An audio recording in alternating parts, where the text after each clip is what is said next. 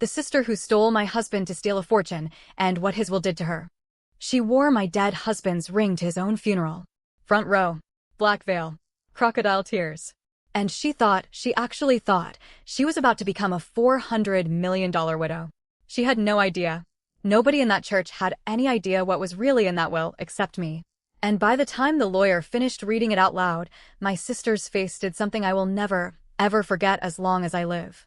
Give me a second before I get into it, because I need you to understand something first. I need you to understand exactly how long this has been building, exactly how many years of my life led to that one moment in a lawyer's office. So stick with me. Tell me where you're tuning in from tonight. Drop it in the comments. I read every single one. Okay, here we go.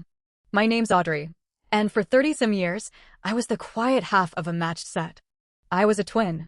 Not the kind of twin you see in movies, where two little girls in matching dresses finish each other's sentences and nobody can tell them apart. No, my sister Beatrice and I were mirror images on the outside and complete opposites on the inside, and everyone around us knew it within about 5 minutes of meeting us. She was loud. She was magnetic. Put her in a room of strangers and by the end of the night, she'd have all of them wrapped around one manicured finger, laughing at her jokes, hanging on whatever story she was telling. I was the one standing near the wall, holding a drink I wasn't really drinking, watching her work the room like it was second nature. Because to her, it was. If you'd asked our parents to describe their daughters in one word each, they wouldn't have hesitated on Beatrice. Bright, bold, golden. Me, they'd have needed a minute. And whatever word finally came out, it would have had an apology folded into it somewhere. I'm not exaggerating when I say the favoritism in my house wasn't subtle. It wasn't one of those things where you grow up and later realize, oh, that was actually kind of messed up. No, I knew it in real time. I felt it before I could even put language to it. Picture this. I'm 7 years old, sitting on the living room floor doing a jigsaw puzzle by myself, and I hear my dad on the phone in the kitchen, practically shouting with pride. You should have seen her out there, scored the winning goal, the whole crowd went nuts. That was Beatrice. Soccer. Some regional match. And 2 minutes later my mom walks past me, glances down, and goes, oh, and Audrey's doing just fine too, aren't you, sweetheart? Quiet as always. Like I was a houseplant that hadn't died yet. That was the bar. Not dead yet. I got sick a lot as a kid, pneumonia one winter that put me in the hospital for 4 days, asthma so bad some nights I'd wake up gasping like I was drowning in my own bed. And here's the thing nobody tells you about being the sickly kid in a house that worships achievement. Your illness doesn't earn you sympathy. It earns you a sigh. A tired, disappointed exhale, like you'd personally chosen to be the weaker one just to be difficult. I want to tell you about my 8th birthday, because I still see it when I close my eyes. Same as every year, we shared a party in the backyard, 1 cake, 2 names piped into the frosting, hers in this huge looping cursive, mine squeezed into the corner like an afterthought. When it came time for gifts, my dad rolled out Beatrice's first. A brand new bike. Cherry red, chrome handlebars catching the sun, tassels streaming off the grips.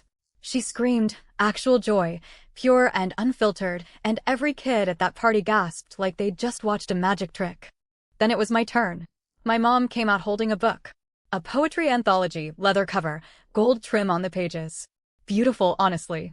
But in that exact moment, surrounded by kids still staring at my sister's bike, it landed like a punishment. This is more your speed, my mom said, and patted the top of my head like I was a dog that had performed a decent trick. You can read it while your sister rides. I looked over at my dad. He wasn't watching me open anything. He was watching Beatrice do laps around the lawn, his whole face lit up like a lighthouse. When his eyes finally landed on me and my book, the smile he gave me was thin. Obligatory. A smile you give a stranger's baby. That was the birthday I understood, really understood. Down in my bones, I wasn't just different from my sister. In our house, different meant lesser. I was the version of Beatrice that didn't quite come out right. And it never let up. 4th grade, I won my class spelling bee. Weeks of studying, flashcards taped to my mirror, going over lists until my eyes burned in the dark. I ran home with that little blue ribbon like I'd won an Olympic medal. Same afternoon, across town, Beatrice ran the 50-yard dash at a district track meet and came in second. That night at dinner my dad stood up, and toasted her. 2nd place, district-wide, we're so proud of you, champ. They took her out for ice cream. My ribbon sat on the kitchen counter, and when I finally pointed at it, my mom glanced over and said, oh, that's nice, honey, but that's just a class thing, isn't it? Just a class thing. I've never forgotten those 4 words. The phrase that basically raised me, though, the one that played on a loop in that house, was some version of, "Audrey, why can't you be a little more like your sister? Smile more. Life would be easier for you." I heard it so many times the sting just dulled, became background noise. I stopped waiting for it to stop hurting and started just accepting it as the weather in my life. Always cloudy where I stood, always sunny 2 feet away where she stood. Here's the strange part, though, I loved her. I really did, even through all of it. When you're little, you don't have the tools to resent someone who's just being who they are. I worshipped my sister the way the moon probably envies the sun without ever really being able to hate it. But it's a hard, hard thing, loving someone who is a living, breathing reminder of everything you supposedly aren't. College was the first real crack of light I ever saw. Beatrice, obviously, got into some prestigious school out east with a partial athletic scholarship, and the going-away party they threw her belonged in a magazine, string lights, a banner. Half the neighborhood showing up to send off Beatrice, like she was leaving for the moon. My own acceptance letter, to a mid-sized state school down in Texas, got a response so flat I can still recite it word for word. "Oh, that's nice, dear. But you know what? I didn't care anymore. Because for me, that acceptance letter wasn't just a piece of paper. It was an exit door. A chance to go somewhere nobody had ever heard the words Beatrice's twin attached to my name. I loaded up my beat-up old Ford, a car that had already lived one whole life before it became mine, with 2 boxes of books, 1 suitcase of clothes that all somehow ended up gray or beige, like even my wardrobe had absorbed the mood of that house, and I hit the road. My parents gave me a stiff, quick hug in the driveway, the kind you give someone you're mostly just trying to get back inside to finish packing Beatrice's care package. When I checked the rearview mirror pulling away, they were already turned toward each other, not watching me leave. Not even a wave. 16 hours of driving. Gas station coffee that tasted like scorched rubber. Country radio stations fading in and out every time I crossed a county line. And somewhere around the Texas border, I pulled onto the shoulder under a giant Welcome to Texas sign, put the car in park, and cried. Not the sad kind of crying. The kind where your whole chest cracks open with relief, because you finally made it out. The apartment hunt humbled me fast, places that reeked of 40 years of cigarette smoke, landlords who looked at me like I was wasting their time, until I found a walk-up on the 3rd floor, decent light, walls the color of weak tea, and a landlord who handed me the keys with a grunt like he was doing me a personal favor. My first night in that empty apartment, the silence had weight to it. Actual physical weight, pressing in from every wall. I ordered a pizza I barely touched and just sat on the floor watching headlights sweep across the ceiling, wondering if I'd made the biggest mistake of my life. I hadn't. I enrolled to become a teacher, and slowly, so slowly, I almost didn't notice it happening, I built something that was mine. Not Beatrice's shadow. Not the quiet twin. Just Audrey. The girl whose notes were always color-coded, the one everybody wanted in their study group. I made friends over shared textbooks and bad dorm coffee. And when I finally got into a real classroom for my student teaching, something clicked into place that had never clicked before. Kids don't care if you're the exciting one or the quiet one. They care if you're kind. If you listen. If you can make letters on a page turn into something magic in their heads. I still remember a little girl named Maria handing me a folded note that said, in wobbly crayon letters, "You are the best teacher." I kept that note in my wallet for years. It was the first trophy anybody had ever handed me that felt like it was mine, not a consolation prize. After graduation, I landed a full-time position at an elementary school in a sleepy Dallas suburb, and my life settled into something small, simple, and, for the first time ever, entirely my own. And then Arthur happened. A coworker set us up. She'd been trying for months, and I'd turned her down every single time because the idea of dating terrified me. But she wore me down. He's a good man, Audrey. Quiet, like you. Arthur was a real estate agent, and our first date was at a hole-in-the-wall Italian place with checkered tablecloths and old candy bottles turned into candle holders. I was so nervous I knocked my water glass clean off the table within the first 5 minutes, and instead of the awkward silence I was bracing for, he just laughed, this warm, easy sound, and helped me mop it up with a fistful of napkins like it was the most natural thing in the world. He wasn't loud. He wasn't flashy. He was calm, and he had this way of looking at you, really looking, not just waiting for his turn to talk, that made you feel like the only person in the restaurant. I spent most of that dinner rambling about lesson plans and playground drama, positive I was boring him half to death. He never once looked bored. "What book are you reading with them right now?" he'd ask. "What's the funniest thing a kid said this week?" Near the end of the night, Waiting on the check, he looked at me across that little table and said, "You talk about those kids like they matter more than anything else in the world. That's really something." Then, quieter, "You're different in a good way, Audrey. The kind of different that stays with a person." I want you to understand what those words did to me. My whole life, different had been a diagnosis. A polite word for lesser. And here was this man calling my quiet a strength instead of a flaw nobody wanted to name. I think some tiny door in my chest opened right there over a plate of half-eaten pasta. We dated 2 years before he proposed, and even that was quiet. A rainy Tuesday night, the two of us curled up on our couch listening to the storm outside. No big dinner, no fireworks. He just turned to me, took my hand, and his voice went a little thick around the edges. "I never knew life could feel this peaceful," he said. "I don't want to spend one more day without it. Will you marry me?" The ring he pulled out wasn't flashy. Simple. Elegant. More beautiful to me than any Rock Beatrice's rotating cast of boyfriends had ever dropped a fortune on. I said yes through tears that had nothing sad in them at all. We bought a little bungalow with a big backyard and oak trees out front, the kind of house that needed love poured into it, and we poured it in ourselves. Painted the walls a soft, buttery yellow. Planted tomatoes in the backyard. Spent an entire Saturday assembling a bookshelf from a flea market kit, laughing every time we put a shelf in backwards, which happened more than I'd like to admit. That crooked bookshelf became my favorite piece of furniture we owned. Every Saturday, breakfast at a little diner where the waitress, sweet older woman named Flo, called us her lovebirds without fail. Sundays, we'd read side by side on the couch, not even talking, just existing near each other, which somehow felt like the most intimate thing in the world. We tried for kids and it never happened, and eventually we made peace with that too, and found our contentment right there in that quiet house full of books and coffee smell and Arthur's steady presence. He believed in me harder than I ever believed in myself. When I got offered a lead teacher position and panicked about the added responsibility, he sat with me for an entire evening making lists, actual handwritten lists of every reason I was qualified. He made me feel capable in a way 30 years in my parents' house never had. Meanwhile, Beatrice was off climbing some entirely different mountain. Marketing executive in New York, calling every few months whenever she had a new trophy to dangle. My firm just landed the Coca-Cola account. Audrey, can you believe it? Or, my new boyfriend's a hedge fund guy. He just flew me to Paris for the weekend. It was insane.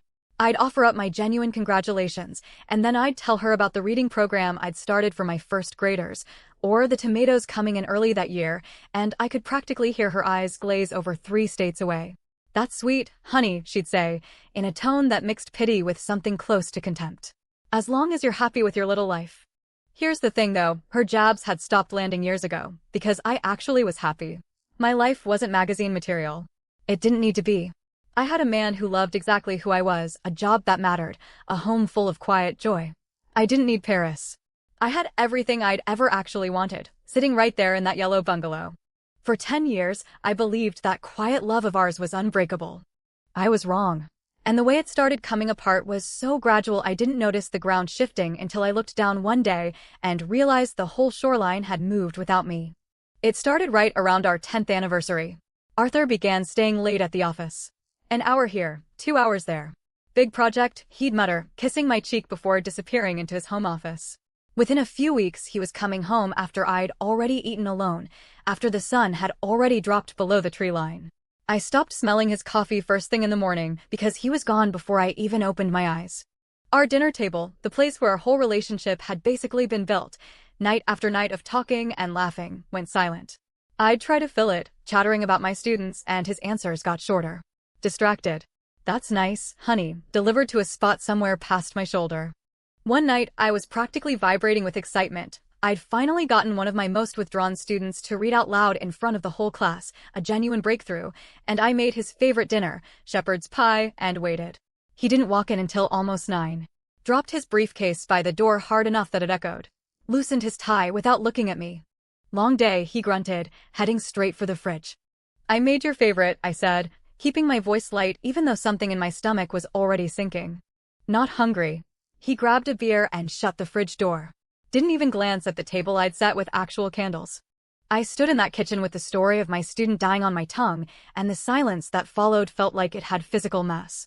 The man I'd married was turning into a stranger who happened to still live in my house. I tried. God, I tried. "Is everything okay at work, Arthur? You seem so stressed lately." "It's just work, Audrey. Don't worry about it." Lying in bed one night, a foot of cold space between us that had never existed before, I whispered, "Are we okay?" He just rolled onto his other side. "We're fine. I'm tired. Go to sleep." We weren't fine. A dread I hadn't felt since childhood started creeping back in, that specific, awful feeling of being invisible, of being managed instead of loved. I had no idea what I'd done wrong, and that not knowing was its own kind of torture. Then came the Thursday. The air in that house had been so thick all week I could barely breathe in it.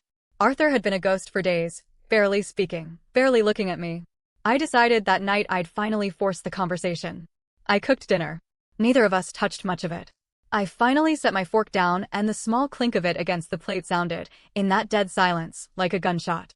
"Arthur, we have to talk," I said, my voice shaking despite every effort not to let it. He looked up, and for the first time in months, his eyes were completely clear. Completely cold. Like looking at a mannequin wearing my husband's face. "You're right," he said, flat, empty. "We do." A breath. And then 4 words detonated my entire life. "I want a divorce." The floor tilted. I think I said his name, or maybe just made some choked, wordless sound. I genuinely couldn't hear myself over the roaring in my own ears. This wasn't happening. Not to us. Not to Arthur and me. "Why," I finally managed to whisper, throat scraped raw.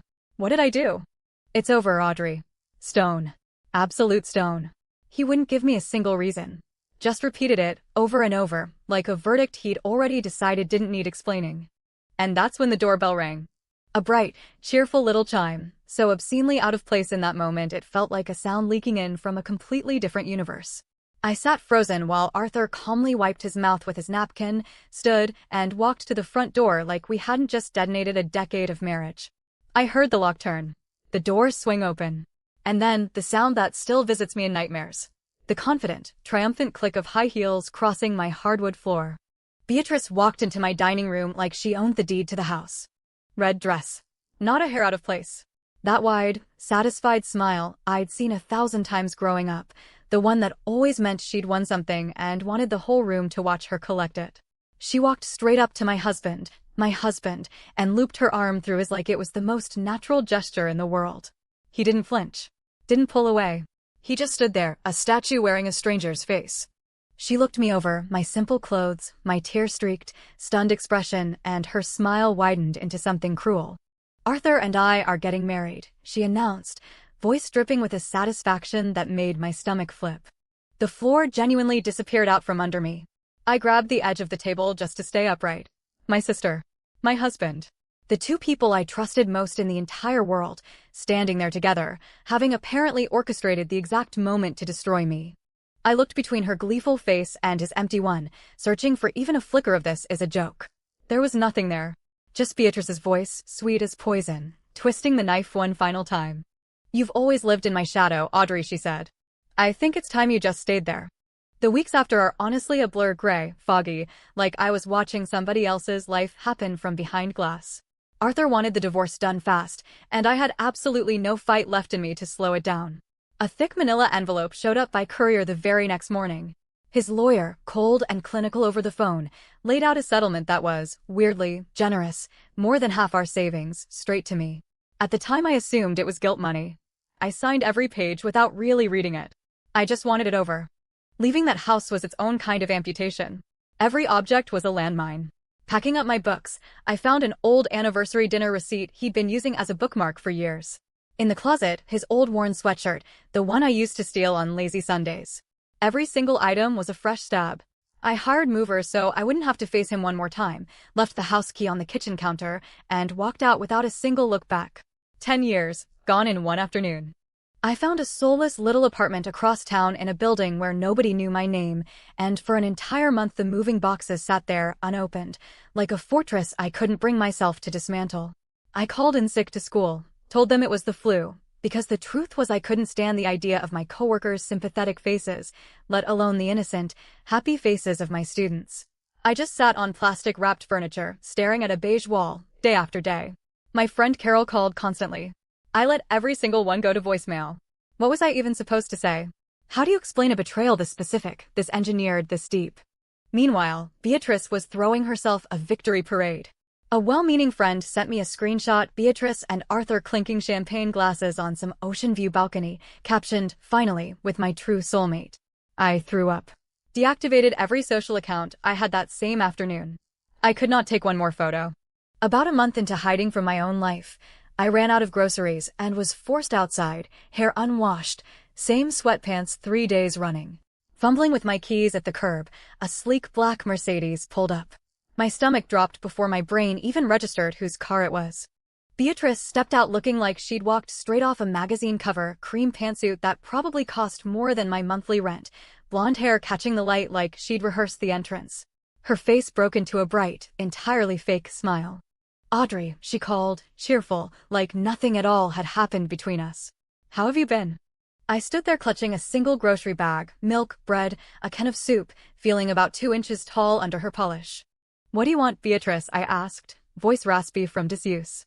She walked closer, heels clicking that same arrogant rhythm on the pavement she'd been perfecting since we were kids. "I just wanted to check on you, silly. This has to be so hard. I'm here for you if you need anything." The sheer, breathtaking audacity of that sentence snapped something loose in me.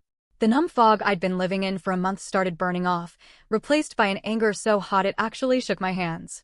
"You're here for me," I repeated, voice low, trembling with a rage I didn't know I still had in me. "You stand there in your designer suit after blowing up my entire life, and you have the nerve to pity me?" Her smile tightened at the corners. "Don't be dramatic, Audrey." "Dramatic?" A raw, ugly laugh tore out of me. "What matters, Beatrice, is that you betrayed me. Your own sister. You took my husband, my home, my whole life, and now you want credit for offering me pity on top of it? Get away from me." For 1 second, one honest second, her mask slipped completely. The fake warmth vanished, and underneath was something cold and hard and finally real. "Fine," she hissed, dropping every ounce of sweetness. "Be a martyr. Wallow in your sad little life. But don't expect me to feel sorry for you." She stepped closer, voice dropping to a venomous whisper. "You've always been weak, Audrey. Fragile. That's why people leave you. That's why Arthur chose me. He wanted a strong woman. Not some broken little bird." She spun on her heel and walked back to her car, leaving those words hanging in the air behind her like poison gas. Weak. Fragile. The same old labels, dressed up in new heels. Except this time, they didn't make me want to cry. They made me want to fight. There's something almost funny about it. Looking back, Beatrice's cruelty ended up being the exact spark that lit a fire under me. Because collapsing on that couch, staying broken forever, that's exactly what she expected. It's the role I'd been assigned since I was 8 years old, holding a poetry book while she rode a bike around the yard. And standing there on that sidewalk, I decided, right then, I was done playing that part. Monday morning, I showered. Put on my nicest work dress. Walked back into that school like I was crossing a tightrope, feeling every whispered conversation stop dead the second I passed. My friend Carol rushed over, half relief, half worry written across her face. "Audrey, oh thank God, are you okay?" I gave her a small, tight smile. "I will be," I said. And for the first time, I almost believed my own words. That week, I finally made the call I'd been putting off.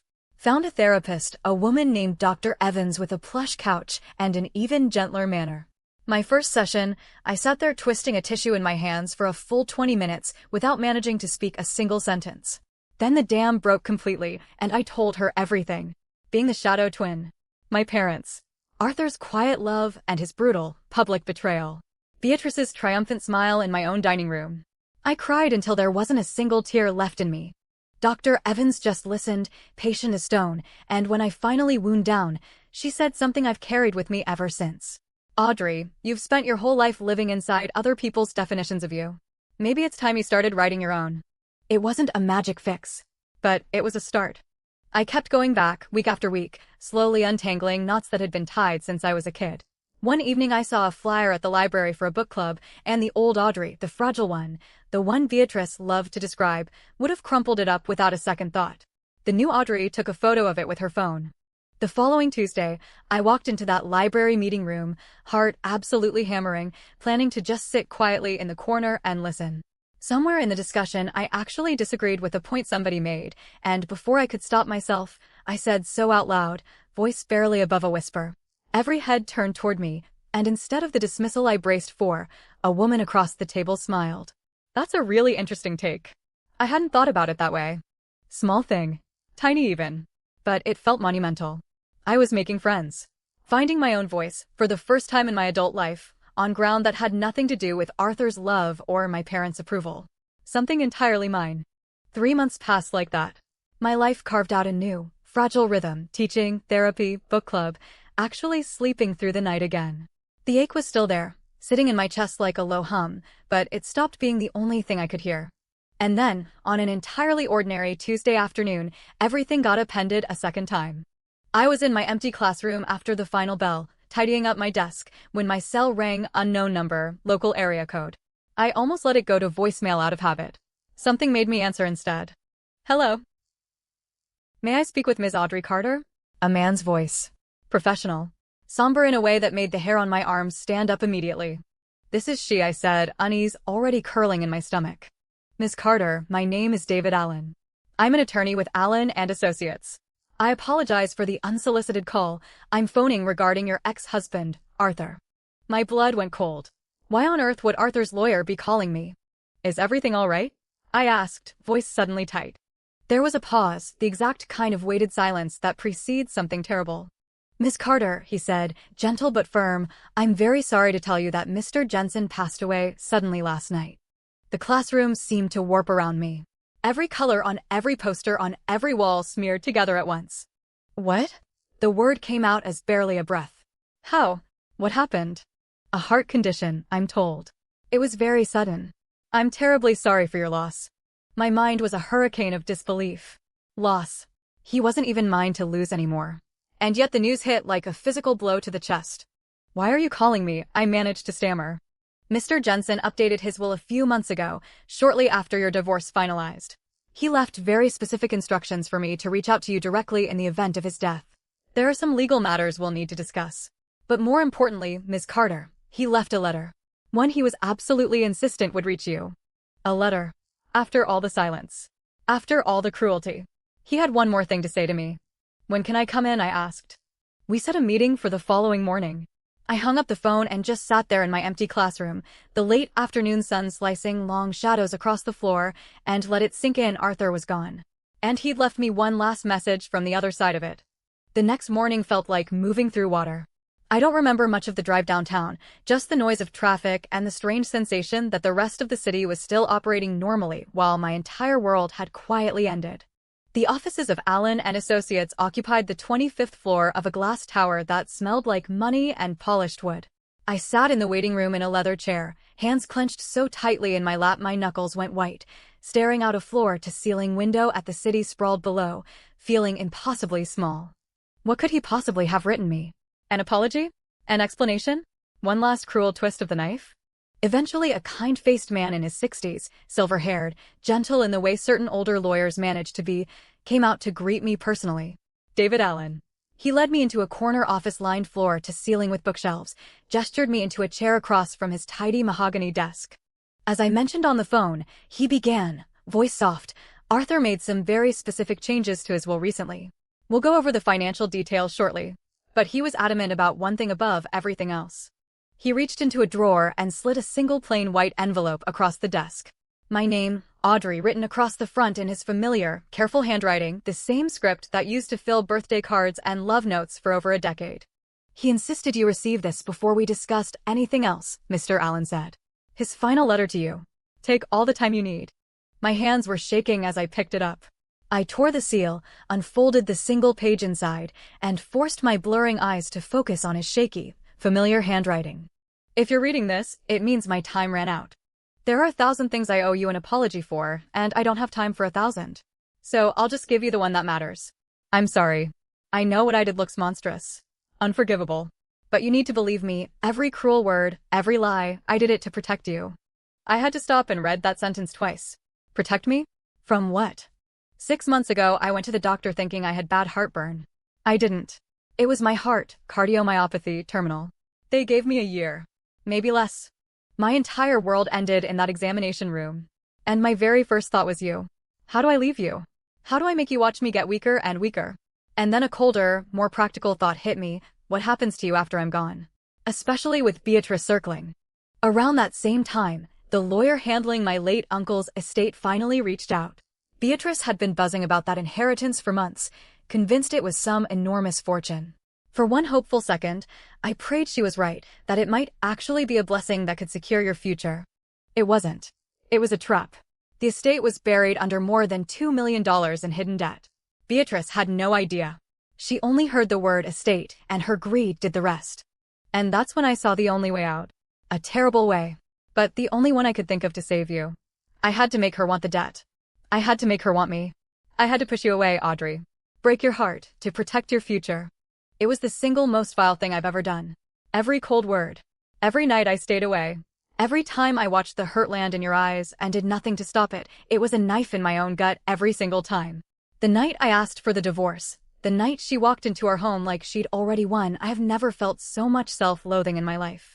But I needed her legally tied to me and to that cursed estate before I was gone.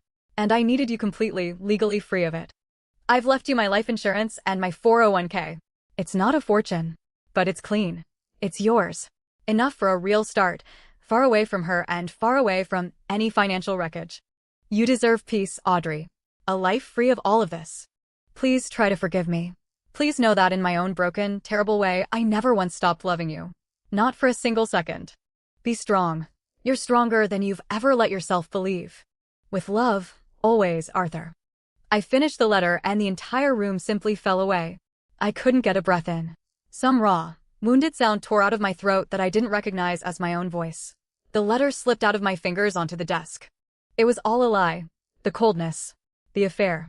Every ounce of it had been a desperate, tragic, selfless act of love. He hadn't left me. He had saved me. He'd sacrificed his own name, his own honor, my love for him, just to keep me out of the blast radius. I sat in that silent office, 25 floors above the city, and I wept. I wept for the man I'd lost twice over, once to a lie, and now, forever, to the truth underneath it. If you're still with me right now, still listening through this, I need you to know how much that means, because this next part is still hard for me to say out loud even now. If this is landing for you at all, drop a 1 in the comments. Let me know you're still here with me. It genuinely helps to know I'm not just talking into the void telling this. Okay, let me finish it. I don't know exactly how long I cried in Mr. Allen's office. He was a perfect gentleman about it, quietly sliding a box of tissues across the desk, stepping out to fetch me water, giving me space. When I'd finally composed myself enough to function, he walked me through the legal side of things. Every word in that letter checked out.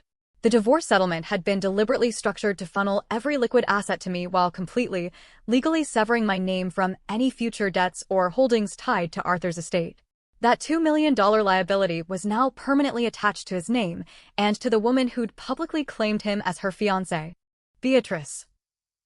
He'd built her a gorgeous, gilded cage and she'd sprinted straight into it, heels clicking the whole way. The funeral was a few days later. I went, but I sat in the very back pew, half hidden behind a marble pillar. Beatrice sat front row, dressed head to toe in expensive, tasteful black, a delicate veil pulled over her face, the perfect grieving fiancé, dabbing at her eyes on the arm of some wealthy friend. She had absolutely no idea. She was mourning the man she thought had just made her a multimillionaire, completely oblivious that he'd actually just made her responsible for a mountain of debt she didn't yet know existed. Watching her performance from the back of that church, I didn't feel anger. Didn't feel triumph either, honestly. What I felt, for the very first time in my entire life regarding my sister, was pity. A clean, quiet, almost peaceful pity. She'd spent her whole life chasing shiny, impressive things, money, status, other women's husbands, and it had all led her here. To a front row seat at a lie she hadn't even realized she was starring in. That letter gave me a strange, bittersweet gift. It reframed my entire life in one afternoon. I hadn't been the weak twin left behind to rot. I'd been the one who was protected. The one who'd actually been loved this whole time, even when it looked like the opposite. The money, his real inheritance to me, the life insurance, and the 401k, landed in my account a few weeks later. Staring at that number on my banking app felt completely surreal. It wasn't a lottery win. It was the price of his heartbreak and mine converted into digits on a screen. But I knew exactly what I owed it to do with it. I had to honor what he'd sacrificed. I had to actually live. First thing I did was start house hunting. My apartment had served its purpose as a bunker, but I needed an actual home now. I found a little bungalow on a quiet, tree-lined street, smaller than the one Arthur and I shared, cozier, with a big backyard perfect for a garden. I made an offer. It was accepted. That's about when the calls from Beatrice started rolling in. First one, I missed on purpose. She left a clipped, annoyed voicemail. Audrey, it's me. The estate lawyers being incredibly confusing, call me back. A few days later, another one, this time with real strain cracking through. Audrey, where are you? They're talking about liens, about creditors. This has to be a mistake. Arthur was wealthy. Call me. Then the text started. A frantic barrage. They're saying the estate is insolvent. This has to be some kind of error. You have to know something about this. Finally, an email arrived. Subject line, just my name. Message, 4 words. We need to talk. I stared at that email for a long, long time. My sister. The phrase she'd used my entire childhood to demand compliance, silence, deference. The old Audrey would have felt a stab of guilt right about now. Would have called her back, tried to smooth it over, tried to fix her mess like some reflex I couldn't switch off. But the old Audrey was gone. Arthur's final act hadn't just left me money. It had left me the truth, the plain, ugly truth of exactly who my sister really was, laid out in the cruelest, most effective way imaginable. With a steady hand, steadier than I expected, I moved my cursor over that email, dragged it into the trash, and emptied it. That was it. Final cord cut clean. Whatever chaos she was drowning in from here on out was entirely, permanently her own. It had nothing to do with me anymore. It's been a full year now since that afternoon in the lawyer's office. I'm writing, well, telling you this, from the sunroom of my new little house. My garden's thriving out back. Rows of tomatoes, zucchini, more roses than I know what to do with. My hands are permanently dirt-stained these days, and I've genuinely never been happier. I'm still teaching. My students are still, without question, the brightest part of any given day. Still going to book club every Tuesday, and the women there have somehow become a second family I never expected to find at this stage of life. Carol comes over most Fridays. We split a bottle of wine and talk for hours about absolutely nothing important, which is its own kind of luxury. My life is quiet, simple, and it is completely, entirely mine. I'm not the same woman I was before any of this happened. The pain carved new lines into me, sure, but it also carved new strength somewhere underneath, somewhere I didn't know I had room for. I joined a hiking group, something the old Audrey would have laughed off as impossible. Last month I stood on top of an actual mountain and looked out over everything below and felt, all at once, gloriously small and completely powerful. Arthur's letter still lives in a small wooden box in my closet. I take it out sometimes. It's a reminder of how complicated love and sacrifice really are, how the same person can hurt you and save you in the exact same breath. I still wrestle with the betrayal some nights. But I also feel this deep, aching gratitude for the door he forced open for me, even if the way he did it nearly broke me first. I don't know what happened to Beatrice after I cut the last thread connecting us. I can only assume she's still dealing with the consequences of chasing a fortune that was never really there. Sometimes I wonder if she ever learned the whole truth, whether somebody, somewhere, finally told her what Arthur actually did and why. Most days, though, if I'm honest with you, I don't think about her at all. Because for the first time in my entire life, I'm not looking over my shoulder for someone else's shadow to fall over me. I'm facing forward, into the sun. And I feel something I genuinely thought I'd lost the right to feel a long time ago. Hope. Quiet. Steady. Entirely mine. A story where, finally, for once, I'm the one holding the pen. Thank you so much for sitting through this one with me. It's not an easy story to tell, even now, even a year out from it. If any part of what I just shared hit close to home for you, if you've ever felt like you were living permanently in somebody else's shadow, tell me about it down in the comments. Your stories, your kindness, it genuinely makes this whole thing feel less lonely on my end too. Thank you for being here. I mean that.